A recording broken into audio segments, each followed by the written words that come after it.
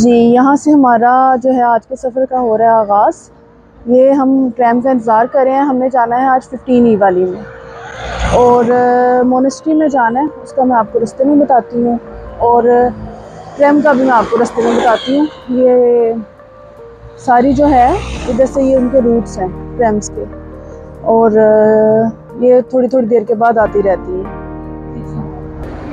जी ये देखें, ये ट्रैम आ गई है।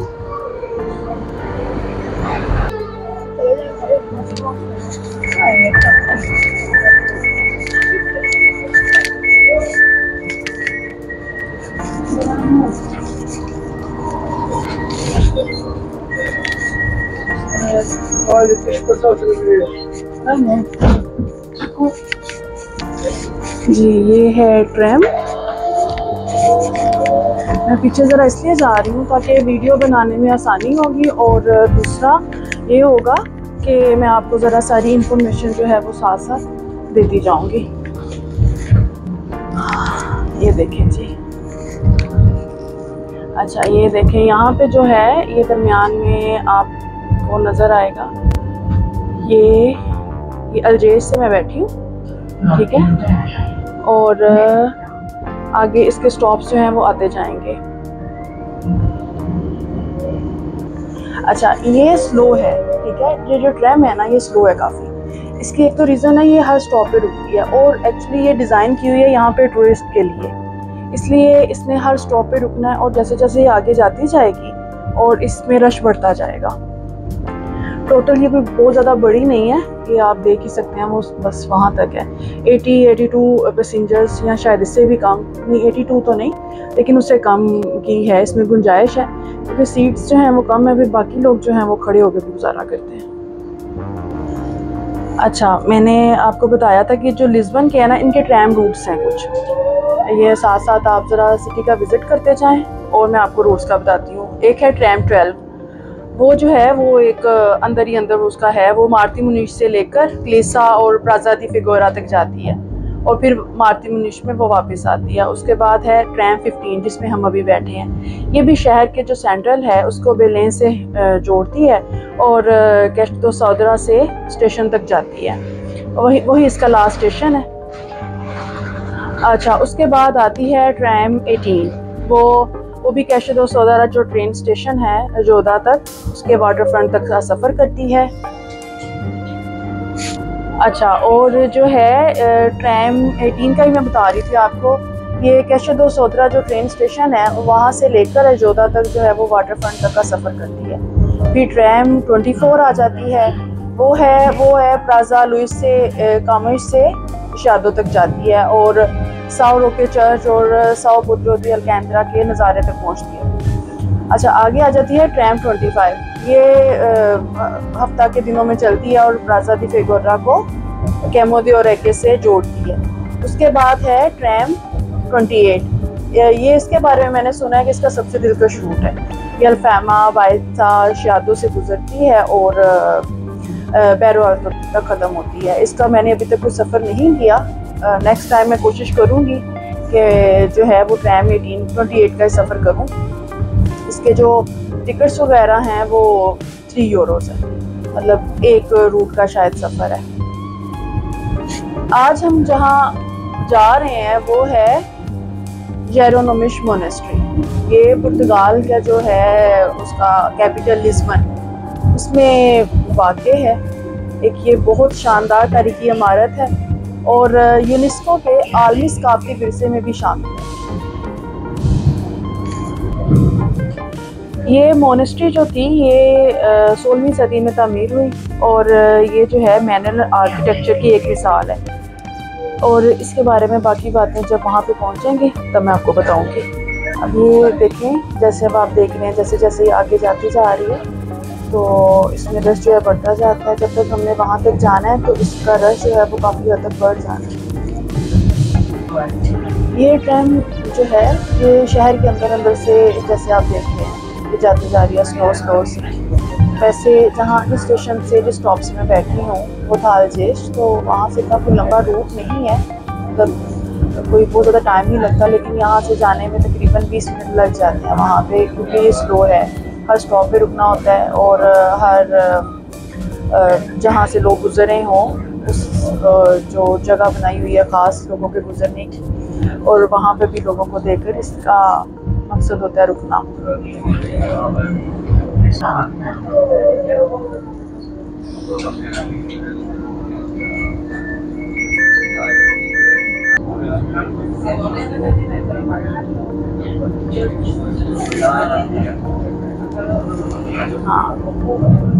ये देखें, ये है ट्रैम के अंदर से, यहाँ पे हम उतरते हैं, ठीक है, और फिर उसके बाद आपको इसका जो है वो तफसीली सैर करवाती हूँ।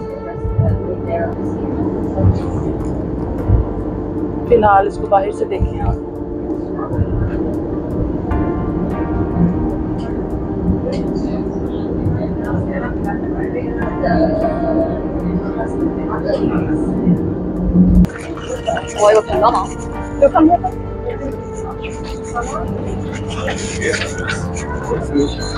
ये देखिए, यहाँ पे हम आगे ऑलमोस्ट हमें 15 मिनट लगे होंगे। और अच्छा, अब यहाँ पे इसके आर्किटेक्चर के बारे में जो बात होगी वो भी इसके अंदर जाके होगी बात। और फिलहाल हम कोशिश करते हैं इसकी टिकट्स वगैरह लेने की।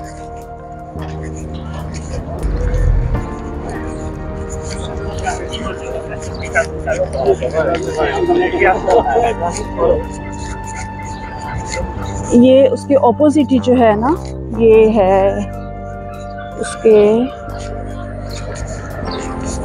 एक बहुत बड़ा बाग है। इसके बारे में भी मैं आपको इंफॉर्मेशन देती हूँ। उससे पहले मैं ज़रा पता कर लूँ कि हमें टिकट भी मिलती है या नहीं मिलती। ये इसका आ गया जहाँ से हमें टिकट मिलेगी।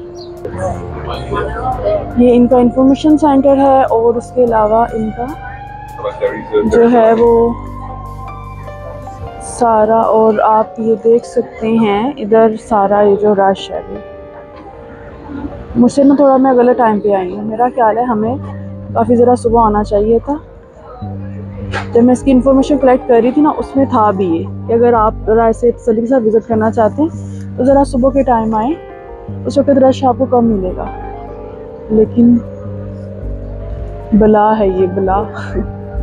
ये देखिए, ये टूरिस्ट बसेस वगैरह पुर्तगाल में बहुत ज़्यादा जो है वो टूरिस्ट बहुत ज़्यादा आते हैं।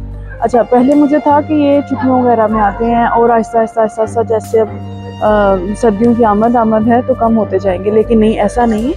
ये अभी भी, ये देखें, आप देख सकते हैं जैसे ये है। इसके बाद इसकी सारी मोस्टेरियो दोश जेरोनिमोस, ये है इसका जो नाम है।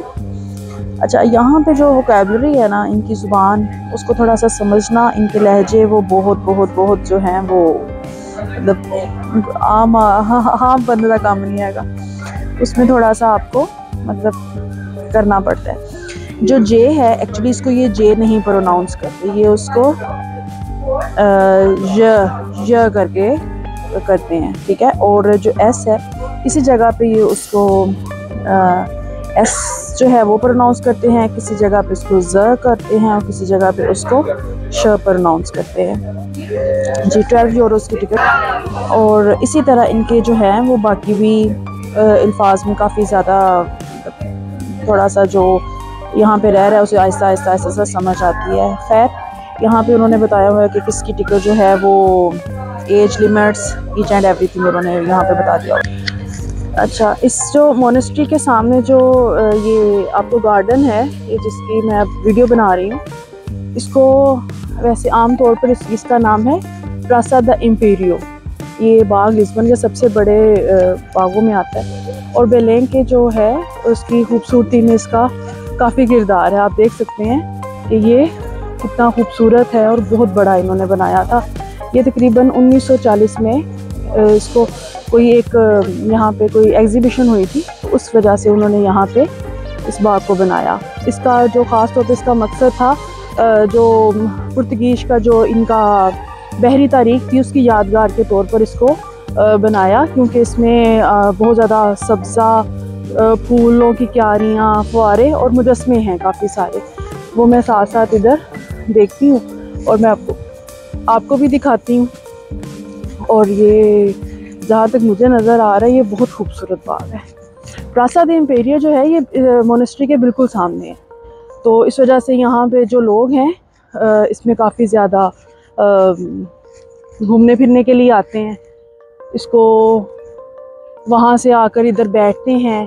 यहाँ पे साथ साथ आपको अगर नज़र आए इस तरफ ये बसेस वगैरह, ये देखें ये सारे टूरिस्ट की बसेस हैं, ठीक है। और थोड़ा बहुत खाने पीने वाला भी यहाँ पे सिस्टम थोड़ा बहुत चलता रहता है, तो इसलिए यहाँ पे आराम से लोग बैठते हैं। ये खूबसूरत पत्थर के बने हुए बेंचेस यहाँ पे लगे हुए हैं, खूबसूरत सा सब्ज़ा, और जो है वो अच्छा लग रहा है ना। अच्छा, इसके बिल्कुल दूसरी तरफ जो है वो है मोनूमेंट टू द डिस्कवरीज, वो इसके उसके बिल्कुल सामने वाली साइड पे। मैं वहाँ पे आज नहीं जाऊँगी, वो उसके मैं दोबारा एक और उसकी वीडियो बनाऊँगी, ठीक है। आज क्योंकि मुझे लगता है कि हम जब वहाँ पे अंदर जाएंगे तो वहीं पे हमें काफ़ी टाइम लगने वाला है, तो इस वजह से हम जो है सिर्फ उसको बनाएंगे। ये देखें कितना खूबसूरत सा बनाया, अंदर ये थोड़ा सा ये चाइनीज सा टच दिया हुआ है इन्होंने।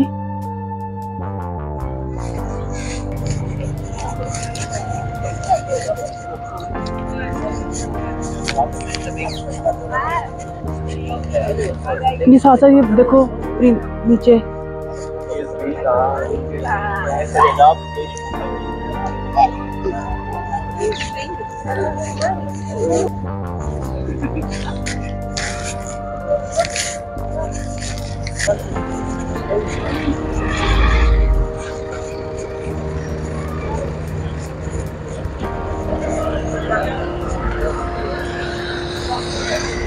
अच्छा जी, ये देखें यहाँ पे ये जो है ना, उन्होंने रोड क्रॉस करने वालों के लिए कुछ जगह बनाई हुई है। यहाँ से गाड़ी जहाँ से मर्जी आ रही हो, लेकिन जब वहाँ पे जिसने रोड क्रॉस करनी है तो गाड़ी वाले का काम है रोकना। ऐसा नहीं है कि वो जैसे मर्जी कि गाड़ी जाती जाए, नहीं, ये यहाँ के रूल्स में से है। इसलिए वो लोग इतना गाड़ी वाले को जो है ये उसकी एक ड्यूटी है कि उसे यहाँ पे जो यहाँ पे आ गया है पैदल उसने रोकना है। ये लीजिए हम आ गए हैं।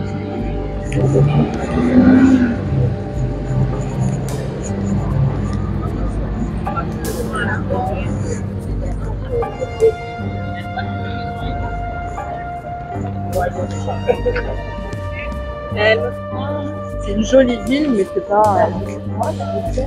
हम भी उस लाइन का हिस्सा बनते हैं। अब रश कम है। अच्छा, जब मैं आई थी तब रश था, तब लाइन जो थी वो तकरीबन यहाँ काफ़ी आगे तक थी, अब कम हो रहा है। चलें, ये भी हमारे लिए अच्छा है। अगर इसका मतलब है अंदर भी रश कम होगा।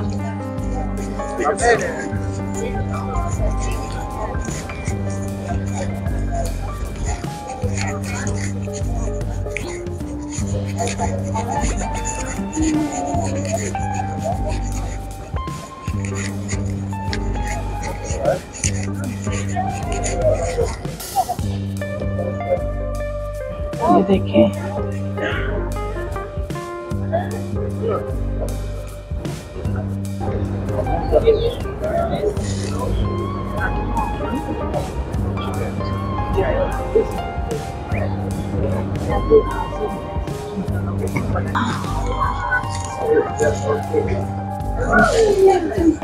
ये जी आखिरकार अंदर।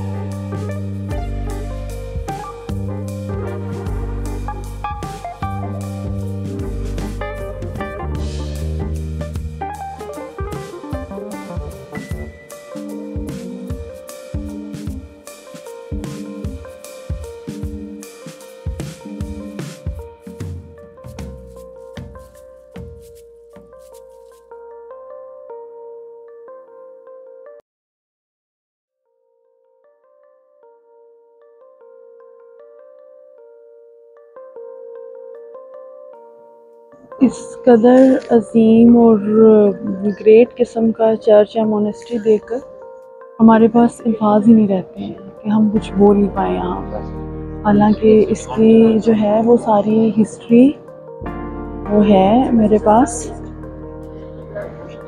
मैं कोशिश करती हूँ कि मैं साथ साथ आपको एक्सप्लेन करूँ, लेकिन एक्चुअली क्या है कि कई दफ़ा कुछ जगहों की हैबत ही इतनी होती है, इस कदर खूबसूरती, कि हम चाह के भी हम उनको साथ साथ बता ही नहीं सकते, हम बोल ही नहीं सकते। इस कदर पुर्तगाल जो है वो इन मामलों में, उसमें मोनेस्ट्रीज चर्चेस जो हैं वो अजीम तरीन आपको यहाँ पे इमारतें जो हैं वो नज़र आएंगी।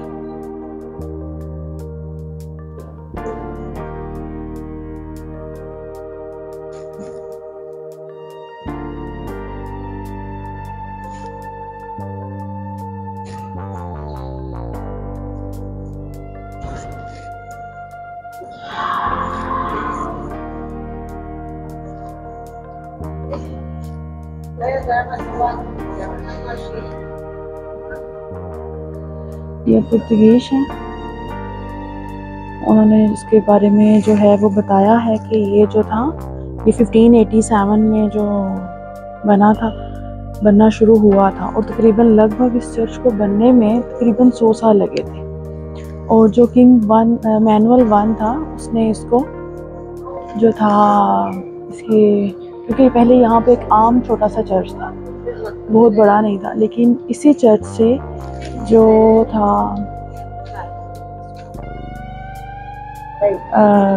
वो गया था वास्को डी गामा जो था, उसने इस पूरी रात इबादत की थी इस चर्च में, क्योंकि यहाँ पे, और फिर वहाँ से वो जो था हिंदुस्तान के सफ़र के लिए जब वो निकला था, तो उससे पहले एक रात जो था वो इस चर्च में रहा, वो रुका, उसने इबादत की, और फिर एक कामयाब सफ़र जो था जो उसने हिंदुस्तान तक का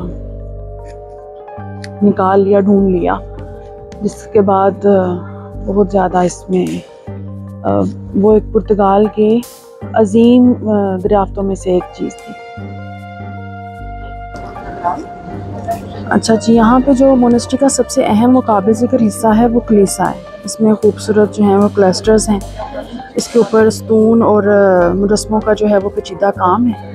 और यहाँ तक जहाँ तक मेरा ख्याल है, मुझे पता है, यहाँ पर जो पुर्तगाली मिला था वास्को डी गामा और उसकी, और एक इनका शायर था लुइस दे कैमिश, उन दोनों की कब्रें हैं।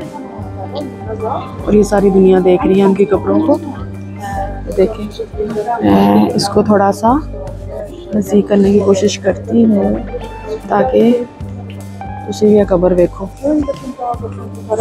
अब मैं ये देखती हूँ कि ये कब्र है किसकी है, वास्को डी गामा की है या इनके शायर की है। वहाँ पे एकदम से जो है वो रश हो गया, तो मैं वहाँ पे बताती हूँ आपको।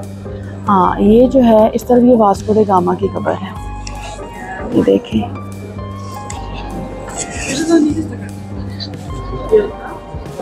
ये इस वजह से भी इनका एक जो है वो, ये देखिए, tomb of Vasco D gamma.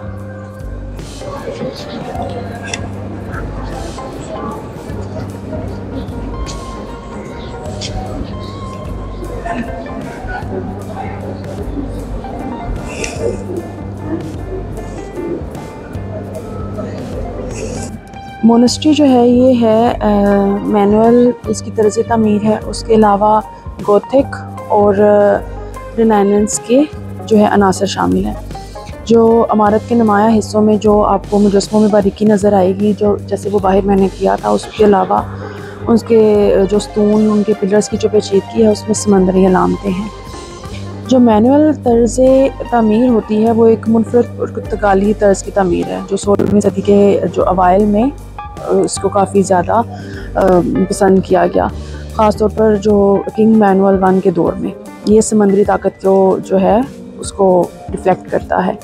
और उसके अलावा उसमें रस्सियाँ, शेल्स और समंदरी मखलूक़ात को जो है वो ज़्यादा दिखाया गया है। उसके बाद जो गोथिक तर्ज़ तामीर है उसमें है वो 12वीं सदी से लेकर 16वीं तक जो है उसमें यूरोप में काफ़ी मकबूल रहा। उसमें जो थी उसमें जो गोथिक इमारतें हैं उनमें की ख़ास बात वो होती है कि उनमें बुलंदी और नोकदार मुहराबें होती हैं, रंगीन शीशों की खिड़कियाँ जैसे आपको ये नज़र आ रही हैं और पेचीदा मुजस्मे। गिरजाघरों में इस्तेमाल होने वाली बड़ी बड़ी खिड़कियाँ और मुहराबें इमारतों को रोशन से भर दिया करती हैं। और ये जो ऊंची छतें हैं जो ये हमें नज़र आती हैं, ये जो हैं ये आसमान की तरफ जानिब इशारा करती हैं और रूहानी बुलंदी की अलामत समझ जाती हैं। उसके बाद आ जाता है रेनेसांस जो तर्ज़ तामीर है वो 14वीं सदी से 17वीं सदी तक यूरोप में उसको काफ़ी इल्म और सकाफ़त की अलामत समझा गया। इसमें कदीम रोमी और यूनानी जो है उनकी झलक मिलती है और इसमें जिस चीज़ की मेन झलक है वो है तवाज़ुन, हम-आहंगी और सादगी को जो है उन्होंने उसका काम रखा गया। आपको इस मोनेस्ट्री में ये तीनों चीज़ें नज़र आती हैं, गोल मुहराबें, स्तून और गुंबद जो हैं ये इसी के ही अलामतें हैं। इसका मकसद क्लासिक की जमालियात को दोबारा ज़िंदा करना है। ये तीनों तर्ज़ें जो हैं ये अपने दौर की फ़नी और सकाफ़ती झलक को पेश करती हैं। हाँ पे अब ये जो दूसरी जो थी कबर ये उनके ये मेरा ख्याल है साथ साथ कंस्ट्रक्शन का भी काम हो रहा है इनके, ये साथ साथ इसको, इसीलिए तो ये अभी भी इनकी जगह काबिले सियाहत हैं, लोग देखने के लिए आते हैं। ये इनके जो मशहूर इनका फेमस शायर था ये उनका टॉम है, ठीक है। ये जैसे आप देख सकते हैं उनका नाम था लुइस डी कैमोएश। प्रोनाउंसिएशन की अगर थोड़ी सी हो जाए तो माफ़ी दीजिएगा। ये जो है पुर्तगीज लबो लहजा जो है वो बहुत ज़्यादा अलग है।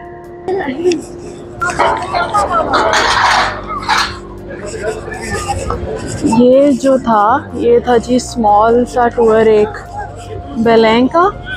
बेलें, अच्छा इसका जो नाम है ना, एक दफ़ा फिर देखें ज़रा, जो बातें मैंने आपको बताई थी वहाँ पर, अब आप एक दफ़ा इनके ऊपर गौर करेंगे, इनके स्टैचूज़ के ऊपर, इनके मेहराबों के ऊपर, इनके पिलर्स के ऊपर, तो आपको उसमें काफ़ी चीज़ें जो हैं वो नज़र आएंगी। अच्छा मैं ना जो था बेलें के बारे में बता रही थी। ये जो है ये एक टूरिस्ट प्लेस ही है, इसके नाम तो हैं BELEM, लेकिन जब हम इसको प्रोनाउंस करते हैं तो हम इसको बेलें करते हैं। जो पुर्तगीज लैंग्वेज है इसमें बहुत ज़्यादा नेज़ल साउंड्स, मतलब जैसे अब EM है तो जहाँ पे EM आएगा वो नेज़ल साउंड होगा, जैसे वो आप उसको बेलेम नहीं कहेंगे, उसको आप कहेंगे बेलें, ठीक है। इसी तरह जहाँ पे AO आ रहा होगा, ठीक है, उसको आप आओ नहीं करेंगे, वो आएगा आऊँ। ये इनकी कुछ हैं जो छोटी मोटी बातें हैं जो हमें याद रखनी पड़ती हैं, जैसे मैंने एस के बारे में बताया था।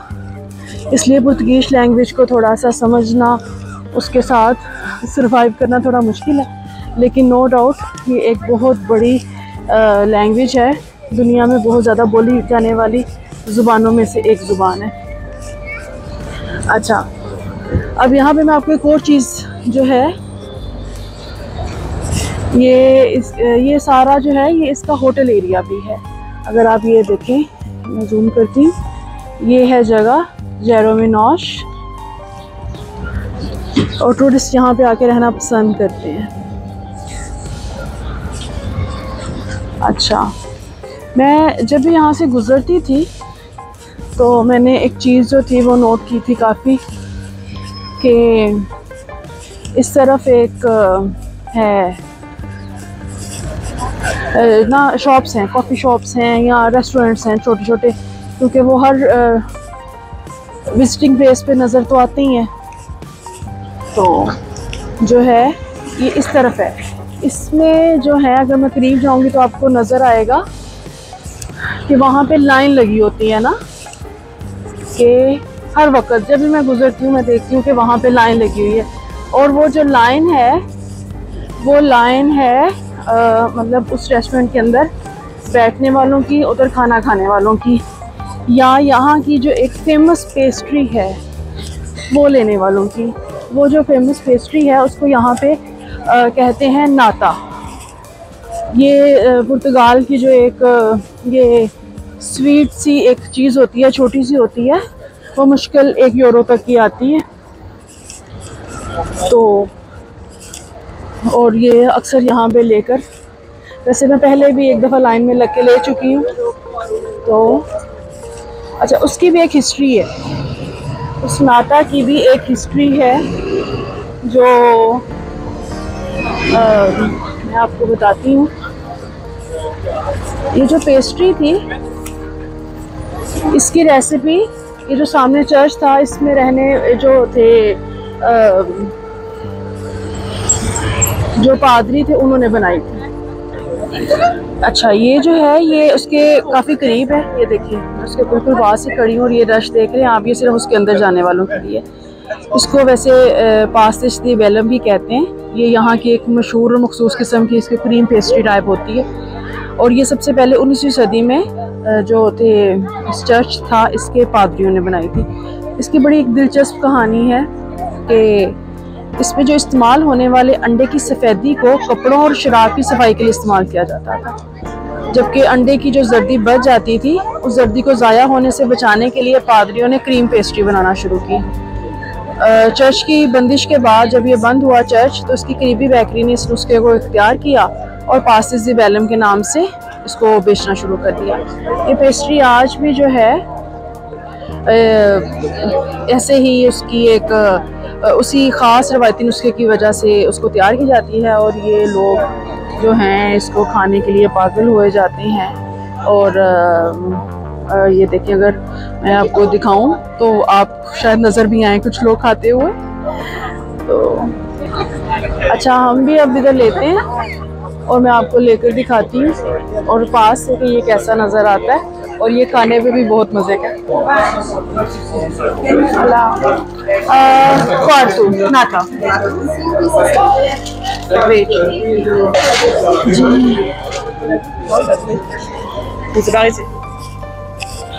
ये हमने ले ली है जी पास्टिस दी बेलेम, ठीक है। ये इस तरह की पैकिंग है, साथ इसके देते हैं आपको ये क्या है, इसमें एक में होता है सिनामन, ठीक है, और दूसरे में कुछ शुगर टाइप होती है थोड़ी बहुत ना, ठीक है।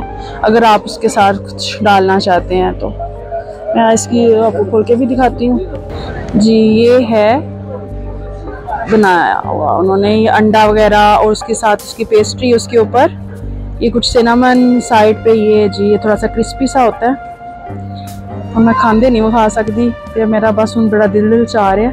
ओके, उम्मीद है आपको मेरा व्लॉग अच्छा लगा होगा। अगर आपको अच्छा लगा तो इस वीडियो को लाइक कीजिएगा और शेयर भी कीजिएगा और मेरे चैनल को सब्सक्राइब भी। अगली वीडियो में मिलते हैं एक नई जगह पर, नई जगहों को एक्सप्लोर करते हैं, नए लोगों को देखते हैं। बहुत सा प्यार।